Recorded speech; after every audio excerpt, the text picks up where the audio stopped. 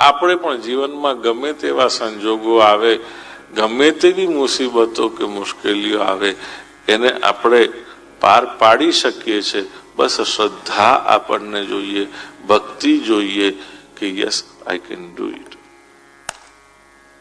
હું ભગવાનનો છું, ભગવાન મારી સાથે છે, ભગવાને મને બળ આપ્યું છે, પોતાના નામનું બળ આપેલું છે, પોતાના આશ્રયનું બળ આપેલું છે.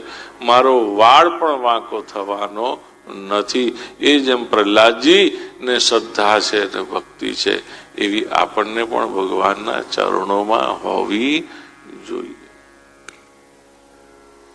પછી ગમે તેટલું મોટો ડુંગર કેમ ન તૂટી પડે આપણી ઉપર, પણ આપણે તો હસતા ને રમતા ને ખેલતા જ એ બધું આમ જાણે પાર કરી જઈએ, જાણે કઈ થયું જ નથી, આપણને કઈ અસર જ નથી, એમ આપણે આગળ વધતા જઈએ.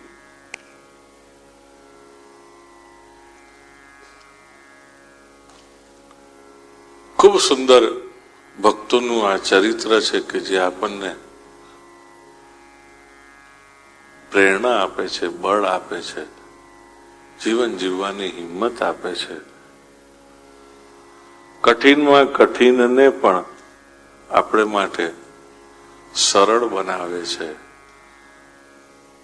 અને એ ખાલી અને ખાલી વિચારથી, શબ્દની એ તાકાત છે.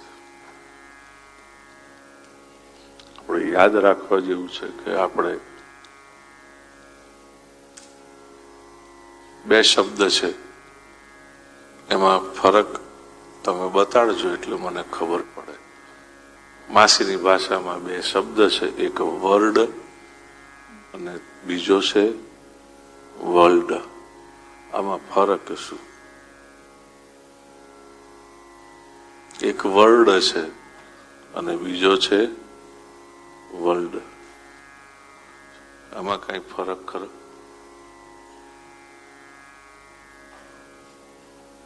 કહેવાય એવું નહીં. અમને બધું આવડતું જોઈએ એવું કઈ નક્કી નહીં.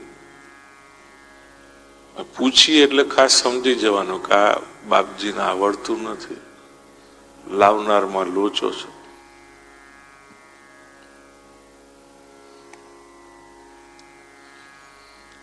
વર્લ્ડમાં થાય છે WORD અને વર્લ્ડમાં થાય છે WORLD. આપણું તમારે નક્કી કર્યું કે નવું ઘર બનાવવું છે, તો એ નવું ઘર તમે કેવી રીતે બનાવશો? કોઈ કહેશે પૈસાથી, કોઈ કહેશે કોઈને સોંપીશું, કોઈ આર્કિટેક્ટને કહીશું કે કોઈ કોન્ટ્રાક્ટરને નિમીશું. એ બધું જ સાચું.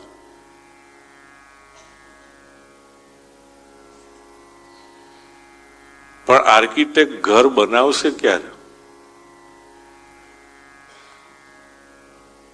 આર્કિટેક્ટ ઘર ક્યારે બનાવશે? આપણે જ્યારે એને આપણા મોઢેથી આપણી જરૂરિયાત, અપેક્ષા, ઈચ્છા આ બધું કહીશું ત્યારે. આપણે આર્કિટેક્ટને કહ્યું અને આર્કિટેક્ટે એ આખું મકાન ઊભું પણ કરી દીધું. પણ કેવી રીતે શક્ય બન્યું? એલ જે હતો એ શેનાથી બન્યો? L stand four language.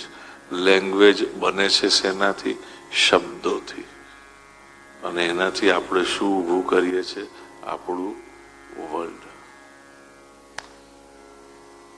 જેવું બોલ બોલ કરીશું પોતાના માટે, સેલ્ફ ટોક કરતા હોઈશું, જાણતા જાણતા પોતાને કે કરતા હોઈશું, અથવા તો કોકની જોડે વાતોમાં જેવું બોલતા હોઈશું પોતાને માટે, એવું આપણું વિશ્વ બનતું જશે. એટલે બહુ ધ્યાન રાખવું કે કોઈની જોડે વાતોમાં કે પોતાનાની સાથે વાતોમાં આપણે શું બોલીએ છીએ પોતાના વિશે. સારું બોલીએ છીએ કે ખરાબ બોલીએ છીએ, પોઝિટિવ બોલીએ છીએ કે નેગેટિવ બોલીએ છીએ, એ બહુ ધ્યાન રાખવું. નથી આપણે ઘણી વખત કહેતા કે અમુક લોકો બોલે ને તો બધું એવું થાય જ. હો, અમુક લોકોને તો આપણે કહીએ આ તો સારું કાલી જબાન છે, એ બોલે ને એટલે એવું થાય જ, સાચું જ પડે. ઘણાને એવું કહેતા હોય આપણે.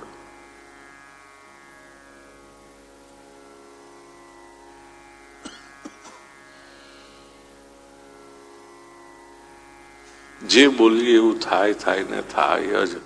એટલા જ માટે બોલવામાં બહુ ધ્યાન રાખવું, કારણ આપણે જ આપણા ક્રિએટર છીએ અને આપણે જ આપણા ડિસ્ટ્રોયર પણ છીએ.